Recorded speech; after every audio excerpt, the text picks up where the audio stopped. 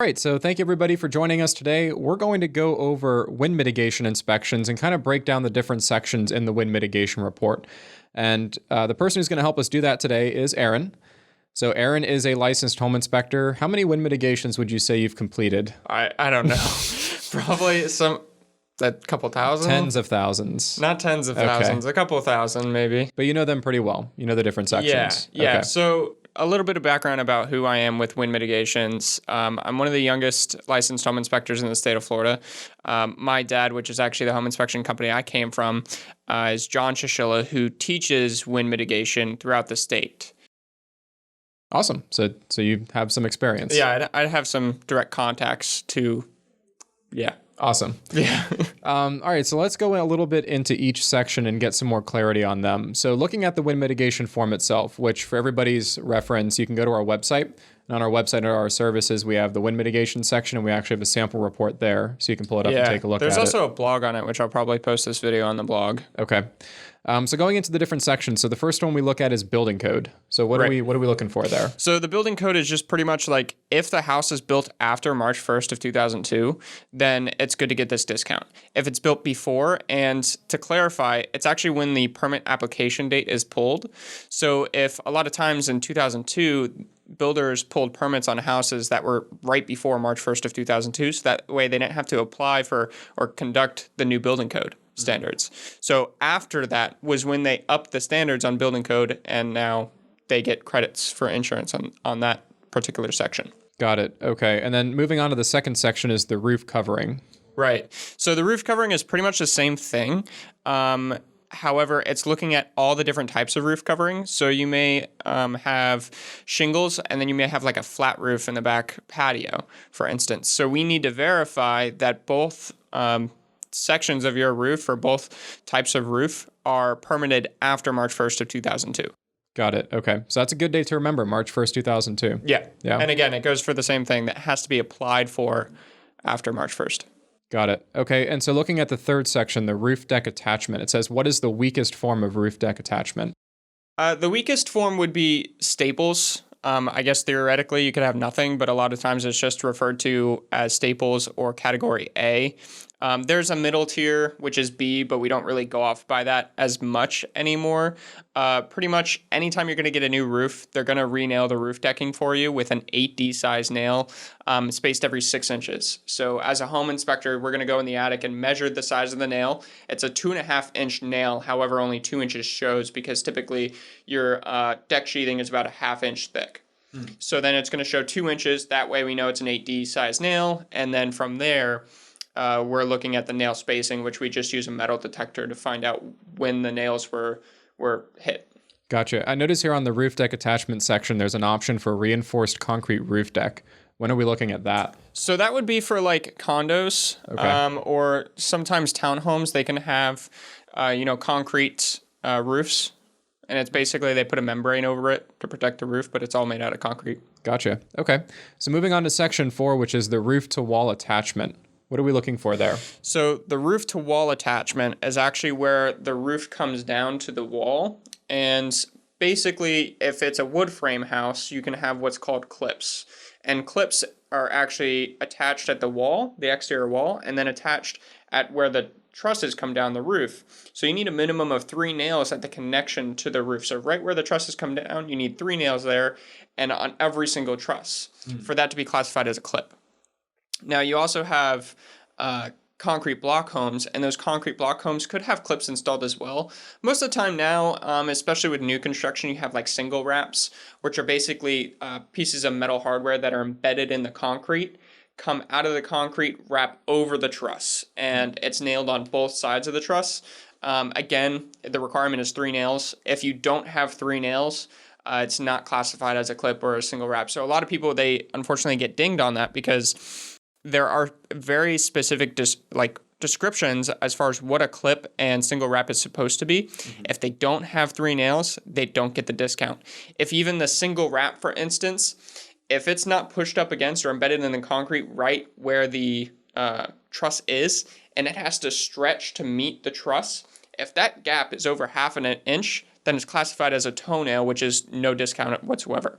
Gotcha. Okay, so toenail, lowest form, no discount whatsoever. Then you have clips and then straps. Yeah, pretty much Okay. you're looking for 3 nails and some type of connector on every single truss. Got it. Okay. And then as far as structural, is that once again looking at more the condo building? Yeah, again, Okay. that's condos, townhomes, structural attachments such as concrete. Got it. Okay. So next we come to roof geometry. So it's asking, what is the roof shape? What are we looking for there? So basically how the roof comes down, which we'll probably show some pictures of how some planes can, when you're looking at the front of the front of the house, you see the plane of the roof. Compared to a gable, which is pretty much those triangle or those peaks in the roofs. So the difference with that is when wind hits it from, for instance, a hurricane, when you have a hip, which is where you can see the plane and it's flat, the wind actually goes over the roof. When you have those triangles or those gables, basically what they're saying is the wind's hitting the wall, it can catch the underside of the roof and then rip off the roof. So when we're looking at the roof geometry, what we want to see is less than 10% to be gable or other roof shapes. So we're looking for it to be hip. Majority, more than 90% should be hip, which is where you can see the planes.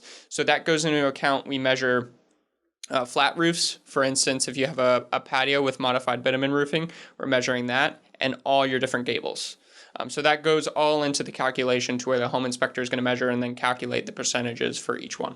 Got it. Okay, so just to clarify, so you could have a hip roof with a gable on it, but as long as that gable totals less than 10% of the roof perimeter, it's still classified as a hip, so you're still going to get that good discount. Exactly. Okay. Yeah.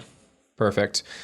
So secondary water resistance, this one seems pretty straightforward. It's just asking, does it have it or does it not have it, right? Yeah, pretty much. So secondary water resistance, there's the SWR, which is the resistance, but there's also an SWB, which is secondary water barrier. Everything in Florida is required to have an SWB, and a secondary water barrier.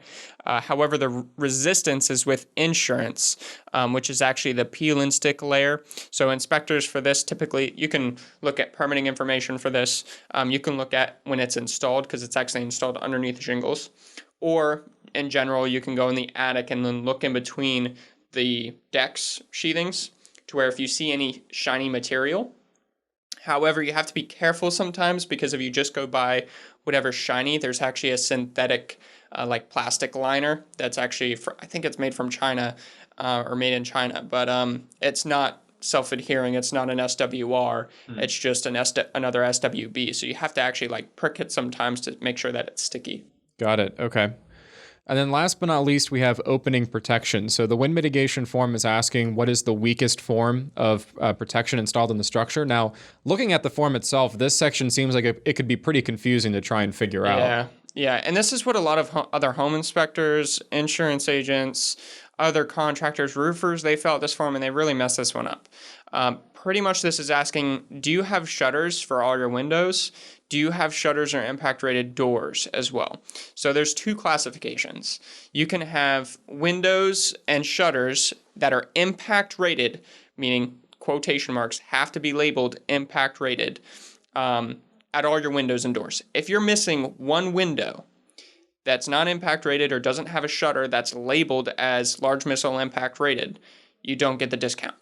So all it takes is one window. The reason why is because if you have, for instance, a tree branch that goes through that one window that's not protected, well, now you significantly increase the wind pressure that's in that house to where it can potentially rip off your roof. So that's why everything has to be covered. Now, the top tier discount for this would be even your solid doors are impact rated or have a shutter. Got it. Now, a lot of people have questions like, does plywood count? Plywood doesn't count. There's a specific type of classification, but it has to be a specific size. And I don't believe all insurance companies give a discount on it. You'd have to ask your insurance company. Sure. But a lot of home inspectors don't even inspect for that.